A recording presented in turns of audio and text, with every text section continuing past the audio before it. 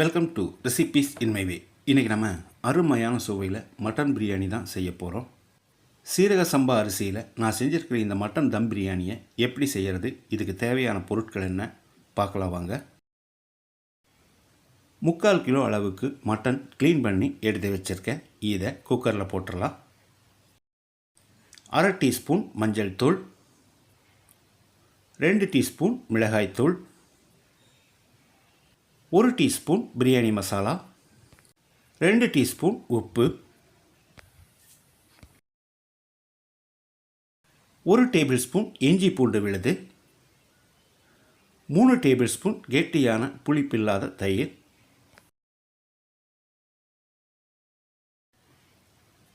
10-12 புதினா இலைகள். இது எல்லாத்தையும் 1 நிமிஷம் நல்லா அழுத்தி பிசைஞ்சு விடணும்.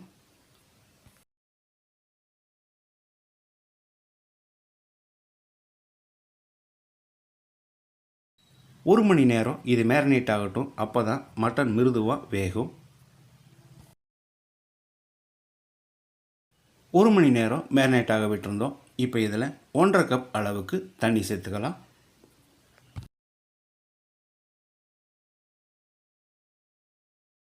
தண்ணி சேர்த்து கலந்து விட்டு குக்கரை மூடிடலாம். மீடியம் ஃப்ளேமில் 4 விசில் விட்டு எடுத்துக்கலாம்.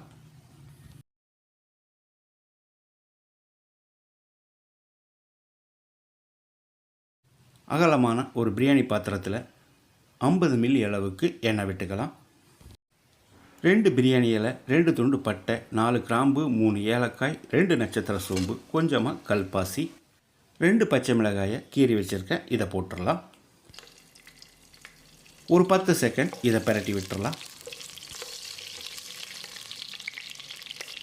மீடியம் சைஸில் 2 பெரிய வெங்காயம் நீல வாக்கில் நறுக்கினது. வெங்காயத்தை நல்லா பொன்னிறமாக வதக்கிடலாம்.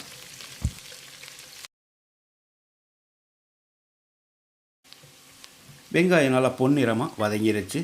மீடியம் சைஸில் 2 தக்காளியை நறுக்கி வச்சுருக்கேன். இதை போட்டுக்கலாம். தக்காளி நல்லா மசிகிற அளவுக்கு வதக்கணும்.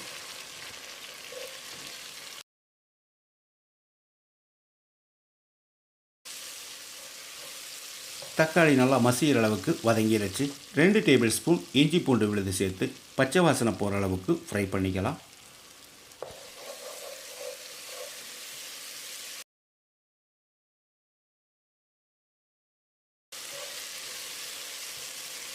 இஞ்சி பூண்டு விழுது பச்சை வாசனை போயிடுச்சு. இதில் 2 டீஸ்பூன் மிளகாய்த்தூள், 1 டீஸ்பூன் மல்லித்தூள்,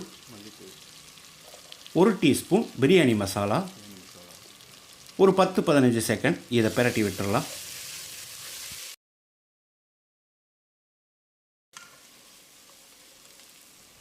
இதோட ஒரு 1/4 கப் அளவுக்கு புதினா இலை, அதே அளவுக்கு மல்லி இலை,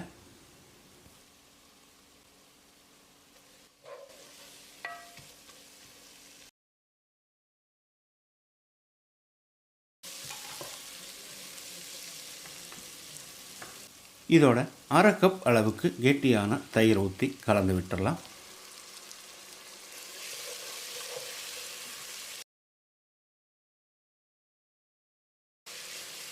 தயிர் சேர்த்து கலந்து விட்ட பிறகு நம்ம வேக வச்சிருந்த மட்டன் சேர்த்துடலாம்.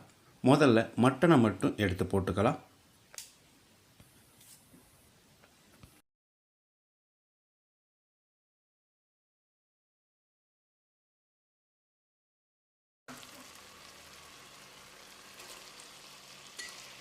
மட்டன் சேர்த்து கலந்து விட்டு ஒரு 2 நிமிஷம் வேகட்டும்.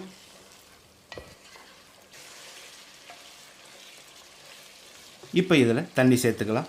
இந்த கிளாஸில் 2 கிளாஸ் அரிசி ஊற வச்சுருக்கேன். 1க்கு 1.5ங்கிற கணக்கில் தண்ணி சேர்த்துக்கலாம். முதல்ல மட்டன் வேக வச்ச தண்ணியை 2 கிளாஸ் ஊற்றிக்கலாம். கூடவே 1 கிளாஸ் தண்ணி சேர்த்து கலந்து விட்ட பிறகு இதுக்கு தேவையான அளவு உப்பு சேர்த்துக்கலாம்.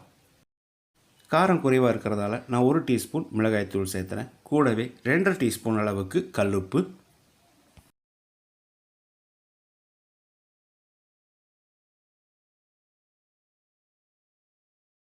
ஒரு தரம் கலந்து விட்டு இதை கொதிக்க விட்டுறலாம்.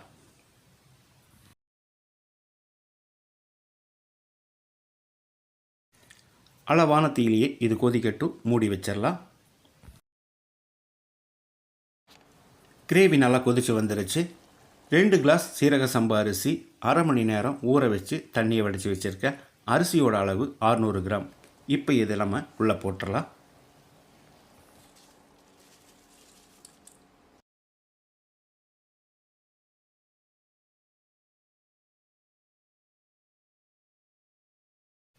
இப்போ இதில் பாதி எலுமிச்சம்பழத்தோட சாறு புழிஞ்சு விட்டுடலாம்.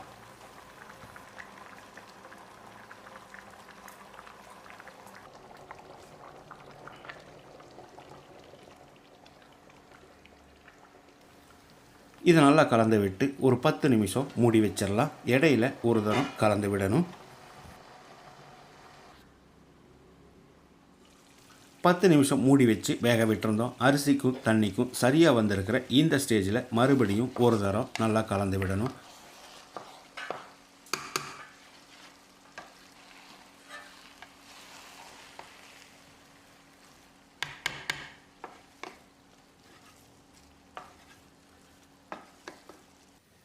கலந்து விட்ட பிறகு தம் போட்டுடலாம்.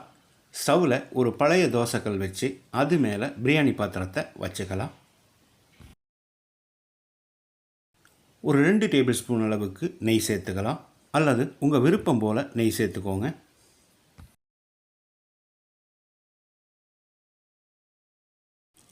கொஞ்சமாக புதினா மல்லி இலையை தூவி விட்டுடலாம். இதுக்கு மேலே ஒரு மூடியை போட்டு மூடி வச்ச பிறகு அதுக்கு மேலே கொதிக்கிற தண்ணியை வச்சிடலாம். இதையும் மூடி வச்சிடலாம். 15 நிமிஷம் அளவான தீயில் ஸ்டவ் எரியட்டும். அதுக்கு பிறகு ஸ்டவ் ஆஃப் பண்ணிவிட்டு அரை மணி நேரம் கழித்து நம்ம பிரிச்சுக்கலாம். நம்ம தம் போட்டு 35 நிமிஷம் ஆச்சு. இப்போ திறந்து பார்த்துடலாம். கரண்டியோட கைப்பிடியால் இந்த மாதிரி கிளறி விடணும். அருமையான வாசனையோட நம்மளோட மட்டன் தம் பிரியாணி ரெடி ஆயிடுச்சு. பிரியாணி ரொம்ப மிருதுவாக வெந்திருக்கு, அதே சமயம் உதிரியாகவும் வந்திருக்கு. 5 பேர் சாப்பிடக்கூடிய அளவுக்கு அருமையான சுவையில் நான் செஞ்சுருக்கிற இந்த மட்டன் தம் பிரியாணியை இதே மாதிரி இதே அளவுகளோடு நீங்களும் செய்து பாருங்கள். இந்த வீடியோ பிடிச்சிருந்தா லைக் பண்ணுங்கள், கமெண்ட் பண்ணுங்கள், ஷேர் பண்ணுங்கள். சப்ஸ்கிரைப் பண்ணாதவங்க சப்ஸ்கிரைப் பண்ணுங்கள். மறக்காமல் பெல் பட்டனை கிளிக் பண்ணுங்கள்.